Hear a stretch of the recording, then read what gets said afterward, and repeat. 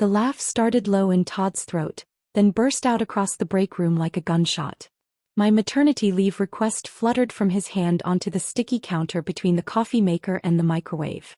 Everyone pretended to stir their drinks, but I felt their eyes on me. The vending machine hummed in the terrible silence that followed. Todd wiped his eyes, still chuckling. Guess we'll need to find someone who doesn't plan to quit for a baby. My face burned. I stood frozen, one hand gripping the counter edge, the other clutching my phone. My fingers trembled as I reached for the crumpled form. That laugh echoed in my skull long after I walked out. I didn't know it then, but that sound would cost him everything.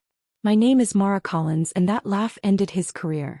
Let me tell you who I was before that moment. I'm 32 years old and I'd worked at Brightwell Marketing for 6 years.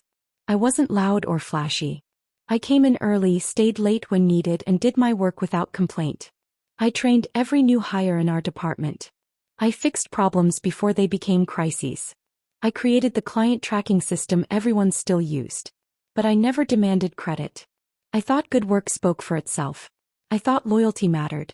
Todd Mitchell had been my manager for 3 years. He was 41, confident in that way men get when they've never been told no. He wore expensive suits and talked about golf. He took my ideas to meetings and presented them as his own. I told myself it didn't matter because the work got done. I was wrong about a lot of things back then. 6 months before the break room incident, something shifted. The senior director, Mr. Harrison, called me into his office on a Tuesday afternoon. Mara, you've been doing exceptional work, he said, leaning back in his leather chair. We're looking at candidates for the assistant director position. Your name came up. My heart jumped. Assistant director meant real leadership, a significant raise and recognition for everything I'd built. I'd be honored, I managed. He smiled. Keep doing what you're doing. The decision will be made next quarter. I floated back to my desk. That weekend, I worked on the Henderson proposal instead of going to my sister's birthday dinner. When the new intern Kelly struggled with the database, I stayed until 8 helping her. When Todd's quarterly report was due and he'd forgotten, I compiled the data myself. I believed in earning things. I believed hard work would be rewarded. The announcement came on a Friday morning. Mr. Harrison gathered the department in the conference room. My palms were sweating. This was it. My moment. I'm pleased to announce Todd Mitchell as our new assistant director, Mr. Harrison said. The room erupted in polite applause.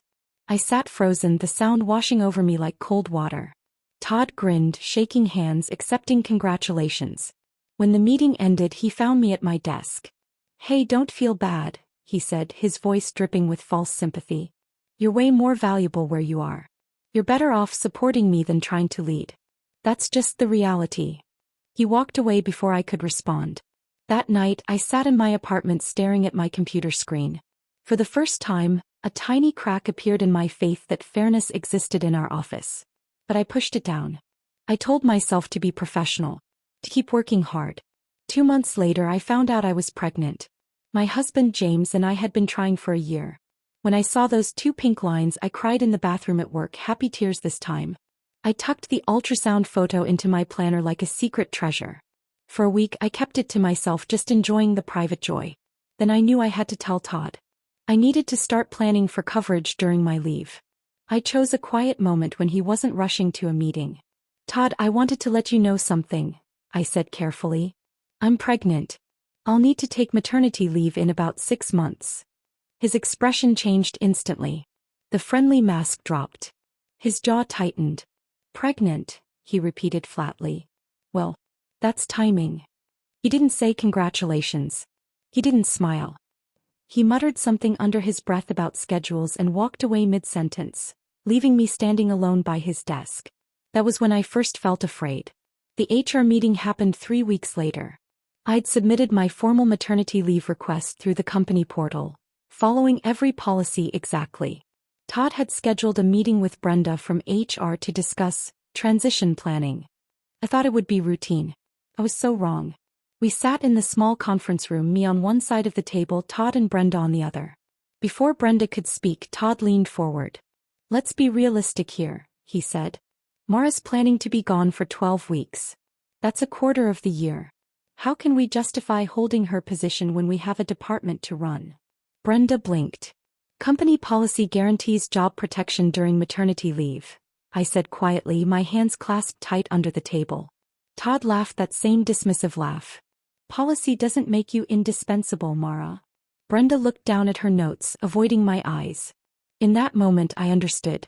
She wouldn't help me. I was alone. The seed of something hard and determined planted itself in my chest. That night I created a folder on my laptop. I named it Evidence. I didn't fully know why yet, but instinct told me to protect myself. I started with screenshots of my maternity leave request and Todd's response email that said we'd discuss alternatives. I saved the HR meeting notes. The next morning I forwarded myself every email where Todd had taken credit for my work. I documented the Henderson proposal I'd written that won us a $200,000 contract. I saved the client testimonials that specifically mentioned me by name. What started as self-protection became something else. It became purpose. Every screenshot felt like picking up a weapon I didn't know I'd need. I worked methodically, calmly. At my desk I smiled and nodded when Todd gave instructions. But at night I built my case like constructing a wall brick by brick. I didn't tell James yet. I didn't want to worry him. But I felt it growing inside me alongside the baby. A quiet, cold determination. 2 weeks later, Kelly from accounting pulled me aside in the break room. She glanced around nervously before whispering, I probably shouldn't say this, but I heard Todd talking to Mr. Harrison yesterday. He said something about freeing up budget. She met my eyes. He's planning to fire you, Mara. Before your leave starts. My coffee suddenly tasted like acid. Are you sure? Kelly nodded. I'm so sorry. You've always been nice to me. I thought you should know. I thanked her, my voice steady despite the roaring in my ears. I walked back to my desk, sat down and opened my evidence folder. The betrayal wasn't surprising anymore. It was clarifying. Todd wasn't just dismissive or thoughtless. He was actively trying to eliminate me before I could take protected leave. That would be pregnancy discrimination. Retaliation. Legal. My hands moved across the keyboard, creating new folders, organizing dates, building timelines. I wasn't scared anymore. I was focused. The demotion came subtly at first. Todd started removing me from key projects, saying he needed to start transition planning early. The Henderson account, which I'd managed for 3 years, was reassigned to Kyle, who'd been with the company 8 months. The department newsletter I'd written for 2 years went to someone else. Instead, Todd gave me basic data entry tasks. Filing. Organizing old client records. Work any intern could do. Just trying to reduce your stress during the pregnancy, he said with a fake smile when I questioned it. But I saw the truth in his eyes. He was making me irrelevant. Making it easier to justify letting me go. I smiled back and said thank you. Then I documented everything. Every email reassigning my work. Every project removed from my access. Every task below my pay grade. I noted dates, times, and witnesses. My evidence folder grew thicker. I filed a complaint with HR the next week. I wrote it carefully, citing specific policies and incidents. I included dates and examples. I submitted it through the proper channels and waited. 1 week passed. Then, finally Brenda called me. I'm sorry, Mara, but I can't find your complaint in the system, she said, her voice professionally confused. Could you resubmit it? My stomach dropped. I submitted it through the portal. There's a confirmation number. Silence. Well, these things happen. Technology issues. Just send it again. But when I checked the portal later, my original submission was gone. Completely erased. That evening I did research. I discovered Todd and the HR director, Frank, played golf together every Thursday. They'd been friends for years. The internal rot became clear. This wasn't just Todd. The system protected him. I sat at my kitchen table, my hand on my growing belly, and felt something shift. The rules wouldn't save me. I'd have to save myself. The goodbye cake appeared without warning. I walked into the break room one afternoon to find a sheet cake with "Good luck, Mara" written in blue frosting. Balloons bobbed near the ceiling. Todd stood there grinning, surrounded by confused coworkers. "We wanted to give you a proper send-off before you start your new chapter," he announced loudly. My maternity leave wasn't for 2 more months. This was theater. A performance to make it seem like I was leaving voluntarily. Everyone knew what he was really saying. Everyone clapped awkwardly. I stood there, a paper plate in my hand, smiling through the tightness in my throat. Someone made a joke. Someone else cut the cake. I took a bite that tasted like cardboard and shame. That night I lay awake in the dark. James was asleep beside me. My baby moved inside me, small flutters against my ribs. And I made a decision. I was done being quiet. I was done playing by rules that were designed to let men like Todd win. That was the night everything changed. The lawyer's office was in a downtown building with glass walls and expensive furniture. Her name was Patricia Alvarez, and she specialized in employment discrimination. I'd found her through an online search and booked a consultation during my lunch break. "Tell me everything," she said, notebook open. I did. The laugh, the demotion, the erased HR complaint, the goodbye cake. When I finished, she sat back. "Mrs. Collins, you have a strong case for pregnancy discrimination and retaliation," Patricia said. "But I need to be honest. These cases require substantial evidence." She said rarely wins. I opened my laptop and showed her my evidence folder. Her eyebrows rose as she scrolled through. Emails. Screenshots. Dated documents. Witness names. "This is excellent," she said quietly. "Most clients come to me with nothing but their word. You've built a case." I felt something warm spread through my chest. Validation. Hope. "But I'll need more," Patricia continued. "Keep documenting everything. Every interaction. Every email. Can you do that?" I nodded. I'd been doing it for weeks already. But now I had direction. Now I had help. I wasn't alone anymore.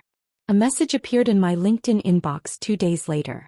"Hi Mara, you don't know me, but I used to work at Brightwell. I heard through a friend what's happening with Todd. He did the same thing to me 4 years ago when I got pregnant. I eventually quit because I couldn't fight anymore. But if you're fighting, I want to help." Her name was Nicole Rodriguez. We met at a coffee shop across town, far from anyone who might recognize us. She was 38, confident and angry in a way that felt like looking in a mirror. "He told me I wasn't director material right after I announced my pregnancy," Nicole said. "He gave my projects away. Made my life miserable until I left." We compared stories. The patterns were identical. The same tactics. The same phrases. "Did you document anything?" I asked. Nicole pulled out a folder. "Everything. I was planning to sue but chickened out. I couldn't afford to lose." She slid it across the table. "But you can have it all. Make him pay for both of us." I left that meeting with Nicole's evidence added to mine. We had a pattern now. This wasn't one incident. This was Todd's system. The discovery happened by accident. I was searching for an old client file in the shared drive when I noticed a folder I'd never seen before. It was labeled Admin Confidential and had restricted access. But someone had forgotten to update the permissions after the last system migration. I could open it. Inside were HR email chains. My heart pounded as I read them. There was a thread between Todd and Frank from 6 weeks ago. Subject: MC situation. Todd wrote, "We need to phase her out before the maternity leave kicks in. Can't afford to hold the position for 3 months plus deal with baby brain when she gets back." Frank replied, "Agreed. Start documenting performance issues. Build a file we can use." There were more. Weeks of them. Planning my termination. Discussing how to make it look legitimate. My hands shook as I downloaded everything to an encrypted drive. This was it. Proof of conspiracy. Proof of discrimination. Proof that this went beyond Todd to the HR department itself. I forwarded everything to Patricia. Her response came within an hour. "This changes everything. Don't do anything. Let me handle this now." The termination meeting happened on a Wednesday. Todd called me into the conference room. Frank sat beside him, expression carefully neutral. "Mara, this is difficult," Todd began, using his serious voice. "We've been evaluating department needs and we're moving in a new direction. Your position is being eliminated." He slid a folder across the table. "Termination paperwork. Effective immediately. 2 weeks severance." My heart hammered, but I kept my face calm. I'd known this was coming. Patricia had prepared me. "This is because I'm pregnant," I said quietly. "No," Frank said quickly. "This is a business decision based on restructuring needs." I picked up the pen. My hand didn't shake. I signed every page slowly, reading each line. Thank you for the opportunity, I said, standing. I picked up the folder. Todd smirked, clearly relieved this had been so easy. We wish you the best, Mara. I walked out of that office with my head high. In my purse was the flash drive with every piece of evidence. In my phone was Patricia's number on speed dial. Todd thought that was my ending. He had no idea it was his beginning. For 3 weeks I was silent. I didn't post on social media. I didn't call former coworkers. I stayed home resting, preparing for the baby and working with Patricia. We built the case methodically. Filed the formal complaint with the Equal Employment Opportunity Commission. Prepared documentation for a lawsuit. Every piece of evidence was organized, indexed, and ready. At Brightwell, my absence apparently unnerved people. Kelly texted me, "Todd keeps asking if I've heard from you. He seems nervous." Good. Let him be nervous. Let him wonder what I was planning. Men like Todd assumed silence meant defeat. They couldn't imagine that silence might mean strategy. That a woman they dismissed might be 3 steps ahead. James brought me tea while I worked at our dining table, papers spread everywhere. "You're really going through with this?" he asked gently. I looked up at him. He took my job while I was pregnant. He planned it. Documented it. Celebrated it. Yes, I'm going through with this. My husband smiled. Good. Show them who they messed with. The audit notice arrived at Brightwell on a Tuesday morning. An external investigation triggered by my EOC complaint. The company had 30 days to provide all documentation related to my employment, termination, and any complaints I'd filed. Todd's assistant, Marcus, texted me secretly. You should see his face right now. He's gone completely white. He keeps asking who could have triggered this. I smiled at my phone. Patricia had been strategic about timing. The audit request came from an official government agency. This wasn't something Frank could make disappear. This wasn't something Todd could laugh away. Every email had to be preserved. Every document had to be produced. If they deleted anything, that was destruction of evidence. A separate crime. The net was tightening and Todd was finally realizing it. He'd thought he was untouchable.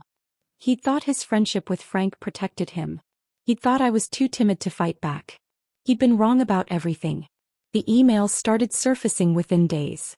The audit required Brightwell to search company servers for any communications mentioning my name. They found everything. The MC situation thread. The goodbye cake planning emails where Todd joked about getting rid of the baby problem. Frank's advice on building a false performance file. Every piece of their conspiracy spelled out in their own words. The company's legal team panicked. This wasn't just an HR issue anymore. This was potential federal violations. Mr. Harrison called an emergency meeting with the executive team. Todd was placed on immediate administrative leave pending investigation. Frank was suspended. The whispers spread through the office like wildfire. Marcus kept me updated. Everyone's talking about it. People are finally saying out loud what we all knew, that Todd was a terrible manager who only got away with it because Frank protected him. Your name keeps coming up. People feel guilty for not saying something. Justice was starting, but it wasn't enough yet. I wanted more than Todd losing his job. I wanted accountability. The journalist called on a Thursday afternoon. "Mrs. Collins, this is Amanda Price from the Brightwell Tribune. We've received information about a pending discrimination lawsuit against Brightwell Marketing. Would you be willing to comment?" My hand tightened on the phone. Patricia and I had discussed this possibility. "I can't comment on ongoing legal matters," I said carefully. "But I can say that I hope other women won't have to experience what I experienced." That quote made the front page of the business section. Former marketing employee files discrimination suit against Brightwell, the headline read. The article detailed pregnancy discrimination, wrongful termination, and potential HR corruption. It mentioned that an executive and the HR director were suspended during the investigation. Todd's name wasn't printed, but everyone in the business community knew exactly who it was. His reputation began unraveling. Publicly. Irreversibly. The man who'd laughed at my maternity request was now the subject of statewide professional gossip. I cut out the article and put it in my evidence folder. Another piece of accountability. My daughter was born on a Tuesday morning in October. 7 pounds 3 ounces. Dark hair in my eyes. We named her Sophie. James cried when he held her. I cried too, but for different reasons than I'd expected. Holding Sophie, I wasn't thinking about lawsuits or revenge. I was thinking about the world she'd grow up in. Would she face managers like Todd? Would she be punished for wanting to be both a mother and a professional? As I rocked her in the quiet hospital room, my phone buzzed with an email from Patricia. Company is requesting settlement discussions. They want this to go away before trial. Your move. I looked down at Sophie's perfect tiny face. She deserved a mother who fought. Who didn't back down. Who showed her that dignity matters. He took my job, I whispered to her, but he didn't take my peace. That night I emailed Patricia back. No settlement discussions yet. Let them sweat. We proceed with depositions as planned. Sophie yawned and stretched in her bassinet, completely unconcerned with corporate legal strategy. I envied her peace. And I'd have mine too. The deposition happened in a conference room with recessed lighting and too much air conditioning. Todd sat across from me, his lawyer beside him. He'd lost weight. His expensive suit hung looser. He wouldn't meet my eyes. Patricia began with simple questions establishing timeline and facts. Todd answered in a flat voice, clearly coached by his attorney. Then she shifted. Mr. Mitchell, did you or did you not send an email to Frank describing Mrs. Collins as the baby problem? His jaw tightened. I don't recall that specific language. Patricia slid a printed email across the table. His words in black and white. Would this refresh your memory? He glanced at his lawyer who looked pained. That was taken out of context. It was a joke. A joke about terminating a pregnant employee? Patricia's voice was surgical. That's not what I meant. Then what did you mean? Silence. His face reddened. I was under a lot of pressure. So you took that pressure out on a pregnant subordinate? No, that's not. He was spiraling, getting defensive, angry. His lawyer touched his arm, but Todd shook him off. Look, she wasn't performing anymore. Her head wasn't in it. Can you provide documentation of performance issues prior to her pregnancy announcement? Patricia asked. More silence. There was none. The deposition lasted 4 hours. By the end, Todd had contradicted himself 3 times, admitted to at least 2 policy violations and implicated Frank in the conspiracy. It was all recorded. All transcribed. All admissible. When we left, Patricia smiled. That went even better than I hoped. He's his own worst enemy.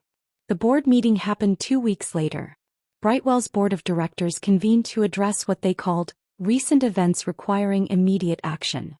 The company's reputation was suffering. Clients were asking questions. The lawsuit was in the news. They needed to contain the damage. According to my source, Marcus actually attended to take notes, and the meeting was brutal. The board reviewed all evidence. The emails, the deposition transcript, the pattern with Nicole Rodriguez. They interviewed current employees who confirmed Todd's behavior. Frank tried to defend himself but couldn't explain why he deleted my HR complaint or helped plan my termination. By the end, 2 decisions were made. Frank was terminated for cause, no severance, immediate effect. Todd's administrative leave became permanent termination. He was fired. The man who'd laughed at my maternity request, who'd told me I was better off supporting him, who'd planned my elimination like I was a budget line item, was unemployed. His career in marketing was essentially over. No company would hire an executive with a pregnancy discrimination termination on their record. The poetic justice tasted sweet. The settlement offer arrived in December. Brightwell wanted this finished before the new year. Their lawyers proposed a substantial financial settlement, reinstatement to my position with a promotion to assistant director, public acknowledgement of wrongdoing, and policy changes to prevent future discrimination. Patricia called to discuss. This is a very strong offer, Mara. The financial component alone is 6 figures. Plus your job back with the promotion Todd got instead of you. I sat with Sophie sleeping on my chest, considering. 6 months ago I would have wanted my desk back. I would have wanted to prove I could return and thrive. But now I'd learned something about myself. I didn't want to work for people who'd thrown me away. I didn't want to rebuild trust with a company that had to be sued into decency. I'll take the settlement, I told Patricia. But I don't want the job. Just the money and the admission of wrongdoing. Patricia paused. Are you sure? This is a significant position. I'm sure. I want them to admit what they did. I want the money. But I don't want my desk back. I want my respect. 3 days later, Brightwell issued a public statement acknowledging they'd violated my rights and implementing new anti-discrimination training and oversight. The check cleared the following week. It was over. I'd won. 6 months later, I was sitting in a coffee shop with Nicole Rodriguez when she showed me her phone. "Look at this," she said, grinning. It was a LinkedIn message. From Todd. To me. Subject: reference request. The message was carefully worded, almost humble. He'd been job searching for months with no success. Every interview ended with the same result once they searched his name online. He was toxic now. Unemployable. The message asked if I'd be willing to provide a professional reference for a position he was applying for. Something that shows I'm capable of growth and learning from mistakes. Nicole watched me read it. "What are you going to do?" I thought about that laugh in the break room. The goodbye cake. The emails calling me the baby problem. I thought about the nights I'd cried, feeling helpless and small. Then I thought about Sophie, asleep in her stroller beside me. About the consulting business I'd started helping women navigate workplace discrimination. About the life I'd built from the ashes of what Todd had tried to destroy. I typed one sentence. Some lessons are best learned the hard way. I hit send and closed my laptop. Nicole raised her coffee cup. To karma. To justice, I corrected, smiling. We clinked cups. Outside the sun was shining. My phone buzzed with a new client inquiry. Sophie made a small sound in her sleep. Life moved forward. People ask me sometimes if I feel guilty about what happened to Todd. If I think I went too far. The answer is simple. I documented what he did. I reported through proper channels. I hired a lawyer when those channels failed. I let the legal system work. Todd destroyed his own career with his actions. I just made sure those actions had consequences. He laughed at me when I asked for maternity leave. He plotted my termination while I was pregnant. He violated federal law because he thought I was too weak to fight back. He was wrong. Now I run Collins Workplace Advocacy, helping women navigate discrimination, document properly, and fight back legally. I've helped 12 women in the past year. 3 of them worked at Brightwell and came to me specifically because of my case. Todd's name occasionally pops up in my LinkedIn feed. He works in sales now at a small firm, a significant step down from where he was. He doesn't laugh in his profile photo anymore. Me. I'm exactly where I'm supposed to be. Sophie is learning to walk. James and I are talking about trying for another baby. My business is growing. Sometimes late at night I think about that break room moment. That laugh that echoed off the walls while my coworkers pretended not to notice. I think about how small I felt. How helpless. Then I look at my life now and smile. He laughed at me once. He doesn't laugh anymore. And I sleep just fine.